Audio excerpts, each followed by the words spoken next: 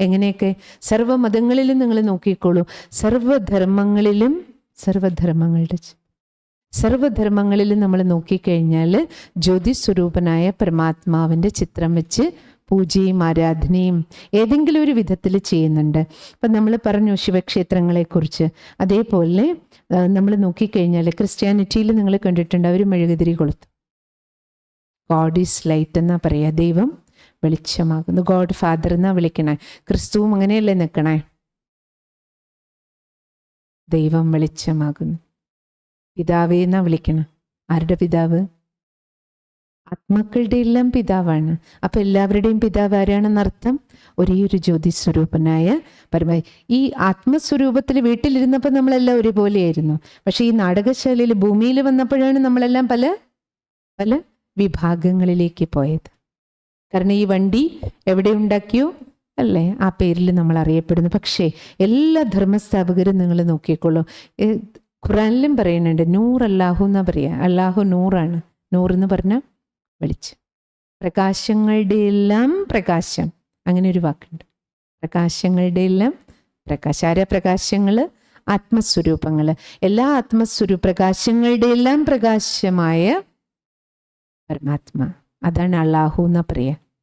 അല്ലാഹു, യഹോവ, ശിവൻ, ദൈവം, പരമാത്മാ എന്നൊക്കെ ഇപ്പം നമ്മൾ ആരെയും വിളിക്കണേ? ഒരേ ഒരു ശക്തി. നമ്മൾ പറയില്ലേ ശക്തി ഒന്നേ ഉള്ളൂ. പല പേരിട്ട് ഇവിടെ വന്നപ്പം നമ്മൾ പല വിഭാഗങ്ങളായപ്പോൾ നമ്മൾ പല പേരിട്ടു, പല ഭാഷ അല്ലേ.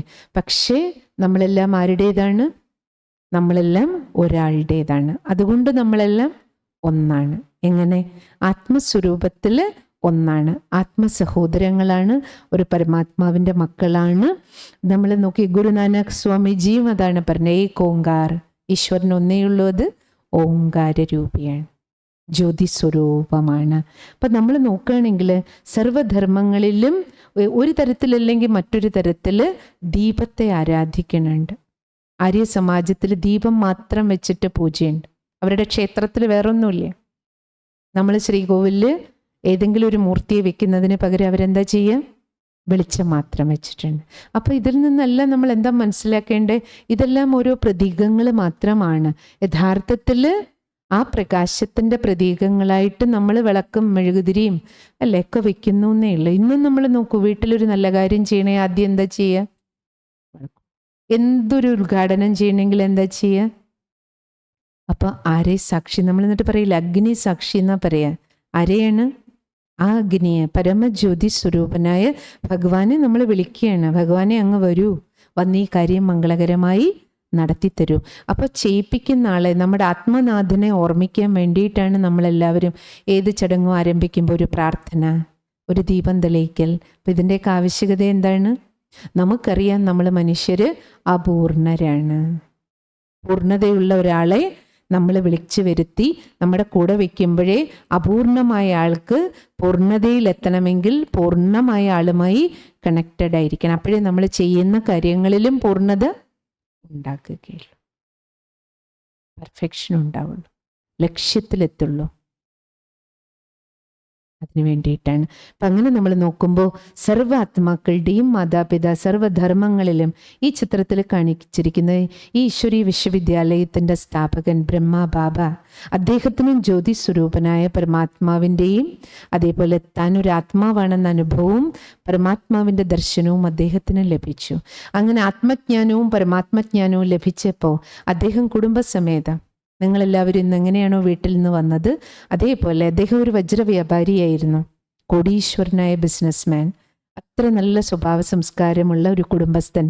അദ്ദേഹത്തിന് ഭാര്യയും മക്കളും ഒക്കെ ആയിട്ട് ജീവിക്കുമ്പോൾ അദ്ദേഹത്തിൻ്റെ 60 വയസ്സിന് ശേഷം അദ്ദേഹത്തിനും ആത്മജ്ഞാനവും പരമാത്മജ്ഞാനവും കിട്ടിയപ്പോൾ അദ്ദേഹം ആ ജ്ഞാനം ആദ്യം ഭാര്യയ്ക്ക്, മക്കൾക്ക്, മരുമക്കൾക്ക്, വീട്ടിലുള്ളവർക്ക് ആദ്യം കൊടുത്തു. അതിനുശേഷം അദ്ദേഹത്തിൻ്റെ വീട്ടിൽ തന്നെ അടുത്ത വീട്ടുകാർ, ബന്ധുക്കൾ, മിത്രങ്ങൾ ഈ ആത്മബോധത്തിൽ ജീവിക്കാൻ ഓരോരുത്തരെയും അദ്ദേഹം പ്രാപ്തരാക്കി. കുടുംബത്തിലിരുന്നു കൊണ്ട് തന്നെ നമുക്ക് ആധ്യാത്മിക ജ്ഞാനം ജീവിതത്തിൽ ഉൾക്കൊള്ളണം. കുടുംബത്തിലിരിക്കുന്നവർക്കാണ് ഇതിൻ്റെ ആവശ്യം.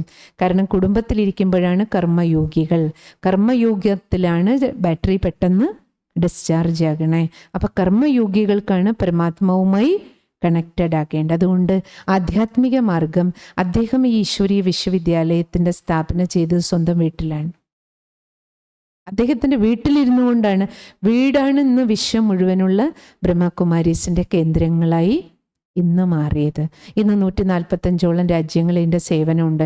പക്ഷെ ആരംഭിച്ചത് അദ്ദേഹത്തിൻ്റെ സ്വന്തം ഭവനത്തിലാണ്, സ്വന്തം ഭവനത്തിൽ. അപ്പം ആ തുടക്കം മുതലേ സ്ഥാപക പിതാവ് മുതൽ ആ ലക്ഷ്യം ഭാര്യയും മക്കളും കുടുംബസമേതം പാലിക്കേണ്ടതാണ്, അഭ്യസിക്കേണ്ടതാണ് ആധ്യാത്മികത. ഇപ്പം നോക്കൂ, ഇന്നലെ മുതൽ നമ്മൾ ഇന്ന് എന്തൊക്കെ കാര്യങ്ങൾ കേട്ടുകൊണ്ടിരിക്കണോ, നിങ്ങൾ ആലോചിച്ച് നോക്കൂ. ഇതൊക്കെ നമ്മൾ എന്തെങ്കിലും കാര്യം കുടുംബം വിട്ട് ചെയ്യാനുള്ള എന്തെങ്കിലും ഇന്നലെ മുതൽ ഇന്ന് വരെ നമ്മൾ ഈ 3-4 മണിക്കൂറിൽ നമ്മൾ വല്ലതും ഡിസ്കസ് ചെയ്തോ?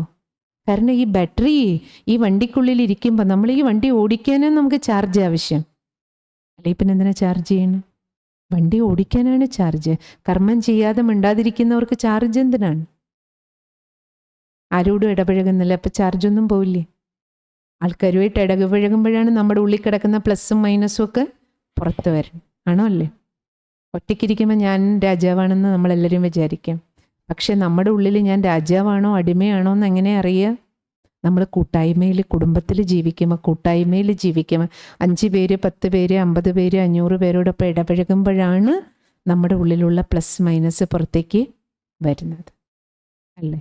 അപ്പോഴാണ് നമുക്കറിയുക നമ്മൾ ആരാണ്, എന്താണ്, എവിടെയാണ് നിൽക്കണേ, എനിക്കെന്ത് മാറ്റം കൊണ്ട്. എല്ലാത്തിനും ഒഴിഞ്ഞു മാറി ഞാൻ ഒറ്റയ്ക്കിരിക്കുകയാണെങ്കിൽ നമ്മുടെ പ്ലസ് മൈനസ് ഒരിക്കലും നമുക്ക് മനസ്സിലാവും. അതുകൊണ്ടാണ് കുടുംബത്തിലിരിക്കണം, കൂട്ടായ്മയ്ക്കുള്ളിൽ ജീവിക്കണം, അല്ലെ? കുടുംബം പറയാറില്ലേ, ഇമ്പമുള്ളത് കുടുംബം എന്നെല്ലാം പറയാം. കാരണം അവിടെ നമ്മുടെ രണ്ടും പുറത്തു വരും, പ്ലസ്സും പുറത്തു വരും, മൈനസും. പ്ലസ്സുകളെ കാര്യങ്ങളിൽ ഉപയോഗിക്കുക, മൈനസുകളെ തിരിച്ചറിയുക, മൈനസുകളിൽ നമുക്ക് തിരുത്തൽ കൊണ്ടുവരാൻ. അവിടെയാണ് രാജയോഗ ധ്യാനം നമ്മളെ സഹായിക്കുന്നത്. ഇനിയിപ്പോൾ നമുക്ക് അടുത്ത ചിത്രം ബ്രദറെ, ചിത്രം അടുത്ത ചിത്രത്തിൽ ഇതിനി ഈ സർവധർമ്മങ്ങളുടെയും പിതാവ്, സർവധർമ്മത്തിലും അതുകൊണ്ട് പരമാത്മാവിനെ ജ്യോതി സ്വരൂപത്തിൽ ആരാധിക്കുന്നുണ്ട്. ഒരു തരത്തിലല്ലെങ്കിൽ മറ്റൊരു തരത്തിൽ, പല പേരിട്ട്. പക്ഷെ ആളാരാണ്?